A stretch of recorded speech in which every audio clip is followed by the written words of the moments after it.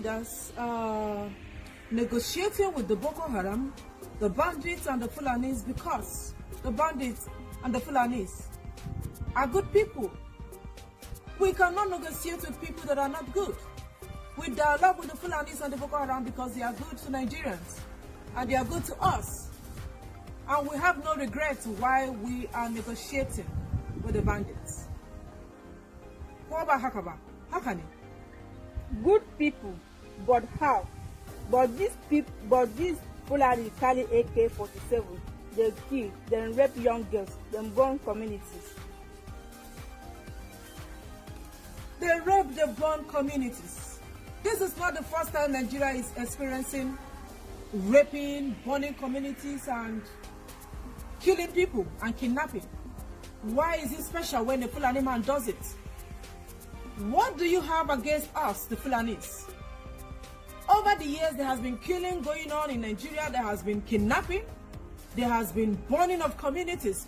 Why our own so special? Originally, Fulani's are the owners of Nigeria. But look at us, we've been wallowing in the bushes. But now we have come to claim Nigeria. Because every allegation you put is on the head of a Fulani man.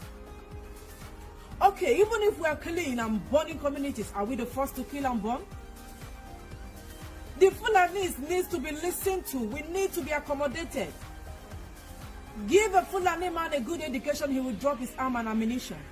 Fulani's needs to be protected and loved in Nigeria. They need to be sent abroad. That is why we are seriously advocating that the federal government of Nigeria gives the bandits, the Boko Haram and the banditry, amnesty.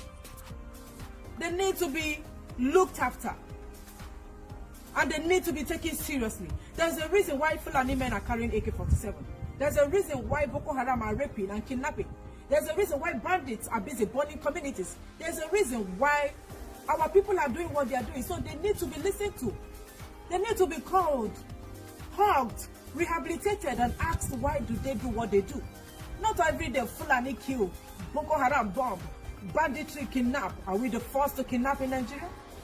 So for the victims that were raped, we will call them and talk to them, maybe give them a little money, and tell them to forgive the Fulani's, because this is not the first time they are experiencing rape. And this is not the first time raping is going on in Nigeria. So please, leave our innocent Fulani's alone. Our boys, the Fulani boys and the bandits, they are very innocent. They are just ignorant and naive and vulnerable. That is why they are carrying AK-47. It is not their mind to do what they are doing. That is why we have to call them together and love them and listen to them. But Laji, if you continue supporting them like this, don't you think that other group will come on board? Other group could come on board, there is no problem. Once they are Fulani's, we will accommodate them and still give them amnesty. Once the group that will come on board are Fulani's, we will continue giving them amnesty and accommodating them until the whole Fulani's are happy and stop running around the streets. The Fulani's don't have car, they just carry AK-47 to protect themselves. Haven't you asked why the Fulani's are carrying AK-47? Why have they continued killing and burning? Because they want to protect themselves. The Fulani's are vulnerable. And because we want to protect ourselves, that is why we are doing it. And we are doing it unapologetically, and we can never be arrested by any police or any army in Nigeria. We can never ever be jailed or be arraigned in any court in Nigeria because we are the owners of Nigeria. That is why we want to claim the southeast, the south.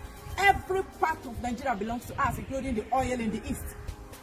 We are the owners. And once new group comes and they are Fulani's, they will be accommodated, granted amnesty, sent abroad, given education, listened to, and we will always be negotiating with them, and we will have good dialogues with Fulani's because they are good people.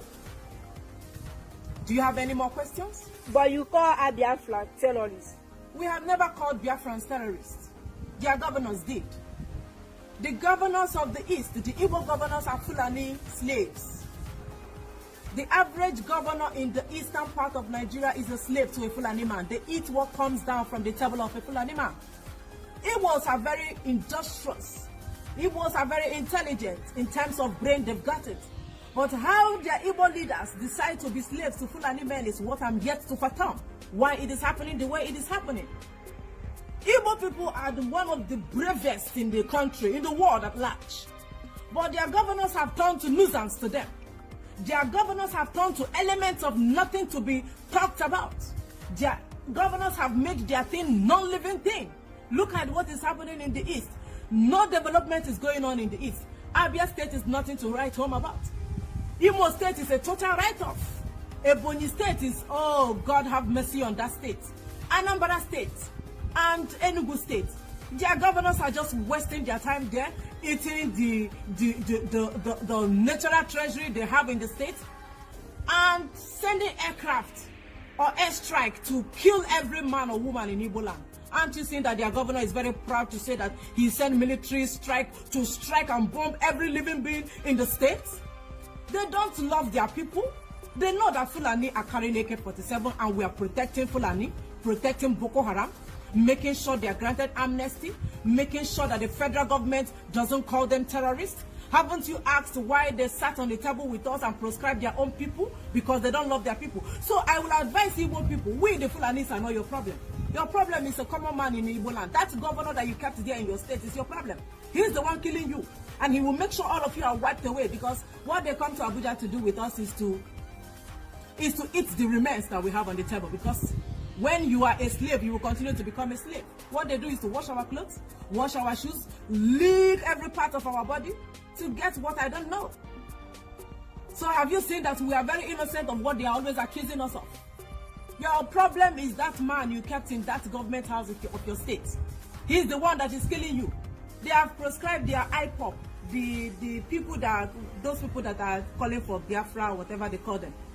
They are seriously proscribing them. They say they are terrorists. They say we should kill all of them. They say they are criminal gang. So we have refused to proscribe our own people as terrorists because we are protecting the interest of a Fulani man. We are always protecting the interest of a Boko Haram and the so-called bandits and the banditry that they call our people. But Igbo people are harmless.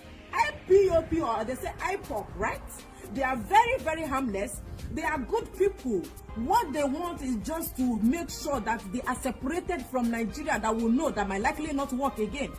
And another thing they want to do is to make sure that the Fulani's, our people, are evacuated from their land. But instead of their governors to support them and ensure that the Fulani's leave their land, they are not even concerned that that women are raped in the East. They are not supporting them. Instead, they are killing them. So I would advise all the Igbo people, go and hung all those things that you kept in your states. Those governors deserve to be launched. Bring them out and make sure that you do them public caricature. Public assault. That is what your governors need. We are not your problem. The Fulanis are not your problem. But as far as that East is concerned, we will make sure that we buy all the lands in the East. All the land in the East. We, the Fulanis, will never leave any land in the East. That Allah, I'm telling you, go and mark it. Allah, if we know, do and we know. All the land in the Southeast, we will buy it, including the one in the Southwest. You know the Yorubas.